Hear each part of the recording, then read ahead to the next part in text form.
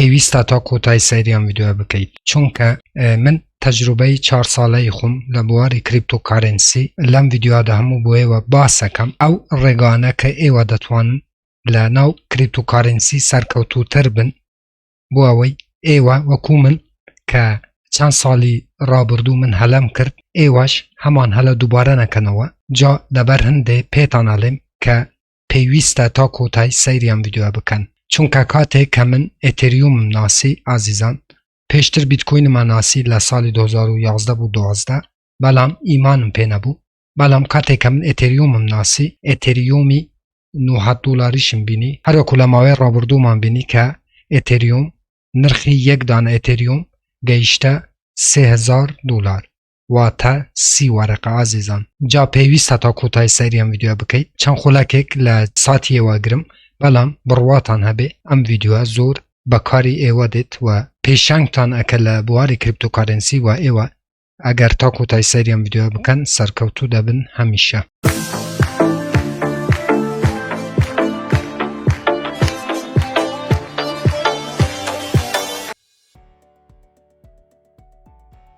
بەناوی خوا سلااو هاوڕان هیوام دەر شوێنێ بە ساخ و سەلامەتتان دروست بن ئینشەڵڵا بەڕێزان دیسانەوە منی هاتمانی لە خزمەتی ئێوە بۆ پێشکەشکردنی ڤیدیۆیەکی تر لە زنجیرە ڤیدیۆکانی بەدەستێنانی پارە لە ئینتەرنێت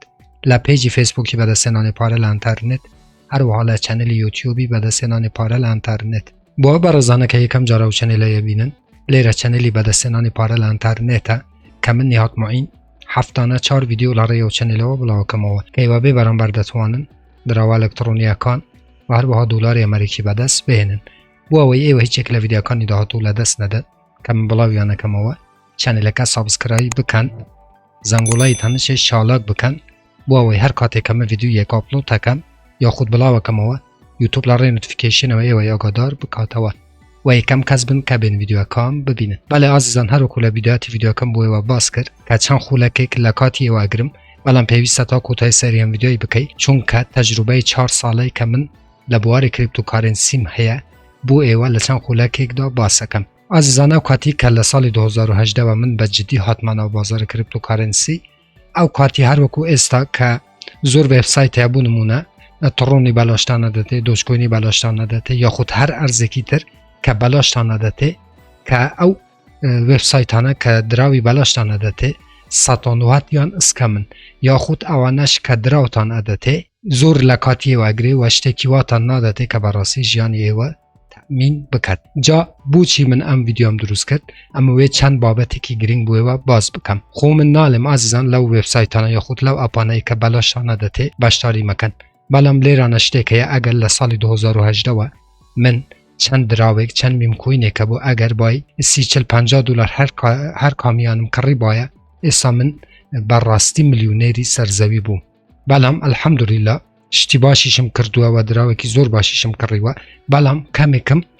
تاخیر هەز بەو شتام کرد بازاری کریپتۆ ئازیزان بە شەرم لە یەکدی نەکەینەوە دروستە تو لەو ئەپانە لەو بەرنەمانە بەشەریەکەی کە بێ بەرامبەر دراوتان ئەدەتێ بەڵام ئەو کەسەی کە بە جددی دێتانەوە بازاری کریپتۆکارنسیەوە پێویستە سەرمایەی دانێ واتە چۆن من ناڵێم بڕ 2000-3004 دلاری دانێ ئازیزان تۆ دەتوانی بە 100 دلار 150-200 تاکو 300 دلار بەڕاستی ژیانی خۆت بوو 2-3 ساڵی تر تەئمین بکەیت هەروەکو گوتم من کە بیداتێ هاتمانەوە بازاری کریپتۆکارنسی هەروەکو ئەو بەڕێزانە کە ئێستا بەشداری لە ئەپەکانی بێبەرامبەر دەکەن کە درا وشتیانە دەتێ من پشتم باوانە بەستی بەڵام کاتێکە لە خۆ هاتمەوە بوو 2 ساڵی تر بوو 2 ساڵی پێشتر زانیم کە ئەگەر لەو کاتێک کە من لەو ئەپانە بەشداریم کرد ئەگەر سەرمایەکی کەمم دانابە و هەندێک میمکوینم کڕیبا و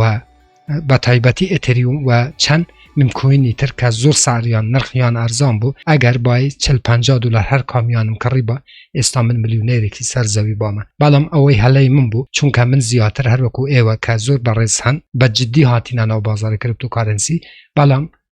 پاڵپشت بەوەی کە پشتیان بە ئەو وێبسایتانەوە ئەپانە بەستن کە دراوی بەلاشتان نەدەتێ کە بەڕێی من ئازیزان ناڵێم بەشداری مەکەن بەشداری بکەن چونکە ئەوە 50-50ە بەڵام ئەگەر لە بازاری کریپتۆ تۆ کەمێک سەرمایەی دانەنیت بۆ نمونە هەندێک میمکوین هەیە کە ساڵێک 2-3 ساڵی تر بەڕاستی ئێوە پەشیمان دەکەتەوە هەروەکو من کە من ئێستا بۆ ئێوە ڤیدیۆ دروستەکەم خوزگە ئازیزان خوزگە کەسێک هەبووایە او کاتی که من داخلی بازار کریپتو بوامه کسی که باید اوها ویدیو به زمان شیرینی کردی بومن دروست کر باید و او قصانه و تجربه خوی بومن لناو چند خوله که باز کر بو اوی منش لعنی کم سرمایه کی دو سه ورقه دام نابا و بررسی لری او دو سه ورقه بومن با میلیونر عزیزان اشتکه بفشا مگرن چکا زور کسی با $100 که بویتا 70 دفتر بلام دو سه سال صبر و تعملی هبویا نیتی من چی الان ویدیو عزیزان هر وکو گوتم ایوه همان کدا کلا اپاکان بشاریکن هلا مکن زور میم کوین هیا استا صفریان زوره و ایوه دتوانن با $50-56 بررسی عددکی زور بکرن و چند سالک هول بکن و کاته که برراستی او دراوانه تقینه و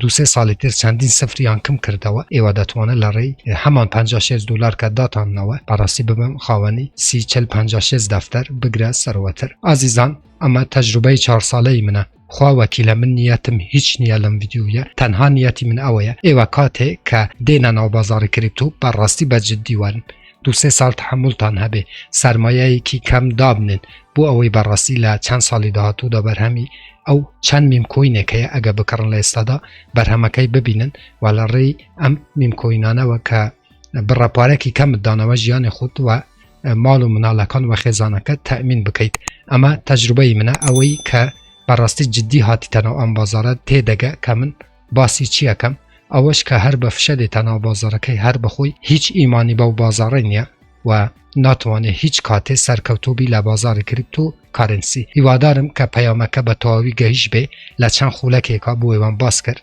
که برراستی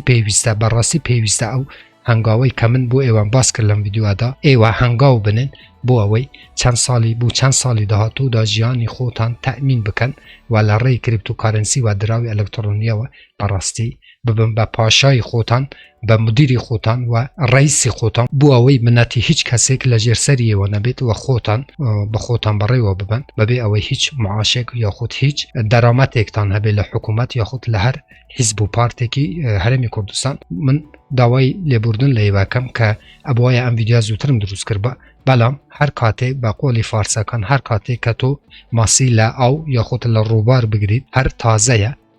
پیویز بان ویدیو بوی درست بکن بو اوی صندوقی یا خود جزدانی پاره کریپتو یا خود دراوی الکترونی تان پر بکن لو ممکوینانه که بو سالی 23 24 و 25 برراستی ایوه دکد با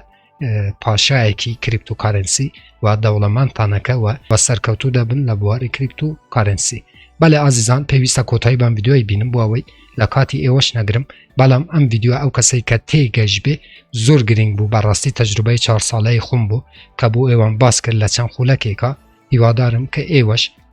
سوت ور بگرن لم ویدیویه و بخوتان با اقل منطقی خوتان کار لسر ام جوره دروانه بکن که لآینده کی 2-3 سالی تره لآینده دا 2-3 سالی تره دتان کد به دولمنده کی تواب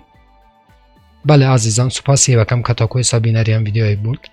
سپاس عزیزانم هر رخنه کامنت بسیاره که بولجر ویدیو علی چنل یوتیوبم بنووسن من بچه‌وان جوابتان دموه تا ویدیوی کیتر وبسایت کیتر اپ کیتر و هر وها برنامه کیتر هموتان بخوای گورس پیرم خواه یار و پناهی ایوه بید خواتان لگل